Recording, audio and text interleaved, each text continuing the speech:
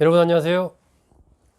최근 더불어민주당 대선 후보 경선전이 본격화하면서 이재명 지사와 이낙연 전 대표와 이재명 경기도지사 간의 삿바 싸움이 치열하게 펼쳐지고 있습니다. 이재명 지사는 1위를 수성 내지는 확고히 하기 위해서 이낙연 전 대표는 1위를 따라잡고 또 나아가서 추월하기 위해서 이재명, 이낙연 양 진영의 어떤 물밑 싸움이 치열하게 펼쳐지고 있는 이런 형국입니다. 최근 각종 여론조사에서 보면 이낙연 전 대표의 지지율이 좀 올라갔다, 이런 평가들이 나오고 실제 데이터로도 그런 결과가 보도가 됐습니다. 그런 것과 관련해서 이낙연 전 대표의 부인인 김숙희 여사의 어떤 역할이 있다, 뭐 이런 얘기도 좀 나왔습니다. 이 김숙희 씨가 주로 이제 호남에서 아주 적극적으로 여러 가지 봉사활동 등을 한 이런 부분들이 좀 영향을 끼친 것 아니냐 하는 뭐 그런 평가입니다. 호남에서의 지지율이 상승하고 여성에서의 지지율이 상승한 그런 결과들이 나왔기 때문에 아마 그런 얘기가 나온 것 아닌가 싶습니다. 실제로 이낙연 전 대표의 부인인 김숙희 씨는 매주 화요일 밤이면 광주행 기차를 타고 있습니다. 그래서 화요일 날 내려가서 수, 목, 금 한 3일 정도를 이 호남 일대에 여러 가지 뭐 수해 현장, 또 복지관, 시장 등을 이렇게 쭉 돌면서 봉사활동도 하고 민심도 살피고 이런 활동을 소리 소문 없이 계속 해오고 있는 중입니다. 지난 16일 날은 뭐 대구에 있는 동화사까지 방문을 했었죠. 이제 활동 반경을 호남을 넘어서 조금 다른 쪽으로까지 넓혀가고 있는 그런 형국이 아닌가 하는 생각이 듭니다. 그래서 오늘은 이낙연 전 대표의 부인 김숙희 씨는 누구인가에 대해서 좀 알아보도록 하겠습니다. 이 김숙희 씨 1955년생입니다. 이낙연 전 대표가 1952년생이니까 3살 어린 거죠. 전북 그 순창에서 태어나 가지고 거기서 한 6살 때까지 살다가 전라북도 전주로 이사를 가 가지고 전주 여자고등학교를 졸업을 하고 이화여자대학교 미술대학 서양학과를 졸업을 했습니다. 그리고 이화여자대학교 그 교육대학원에서 미술 전공으로 또 대학원을 졸업을 하죠. 그래서 1978년부터 1990년까지 서울 시내 국공립 중고등학교에서 미술 교사로 근무를 했습니다.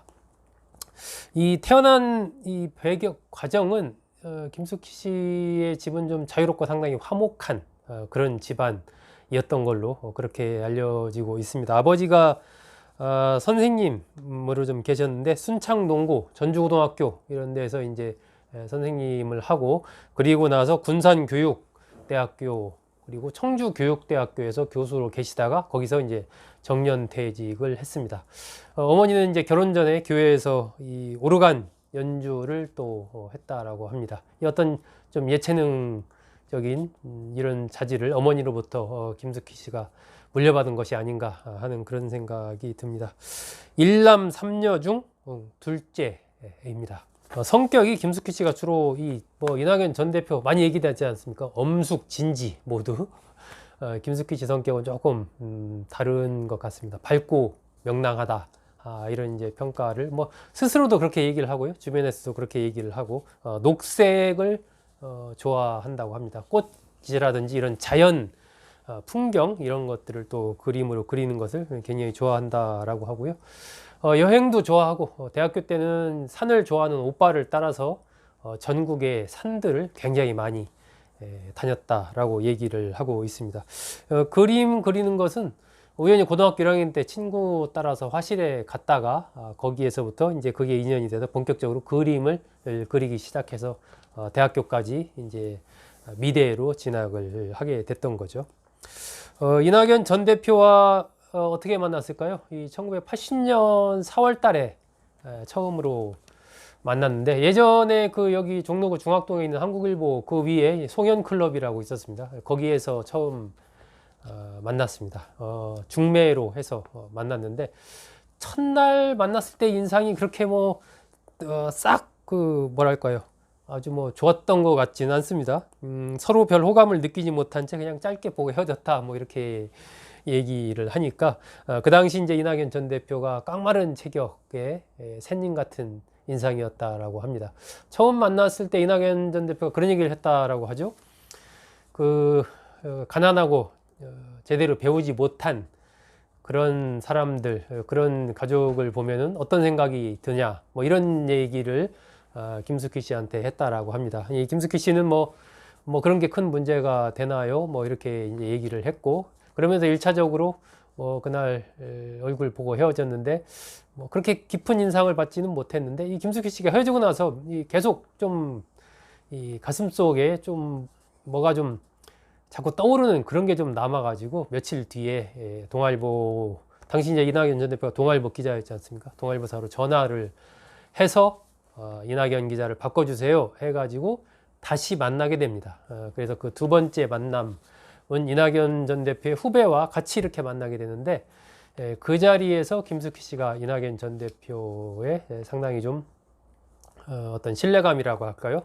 또 후배와의 대화하는 이런 것들을 보면서 굉장히 좀 호감을 갖게 되면서 관계가 좀 급진전됐다라고 합니다. 그 뒤부터는 상당히 좀 자주 만나게 됐고, 만난 지 5개월 만에 신문회관에서 결혼식을 올렸습니다. 1980년에 만나서 1980년 봄에 만나서 한 가을쯤 결혼을 한 것이죠. 둘 다 뭐 그 당시 결혼했을 때 이렇게 돈이 넉넉한 상황이 아니어서 이낙연 전 대표가 친구한테 이 돈을 좀 빌렸다라고 합니다.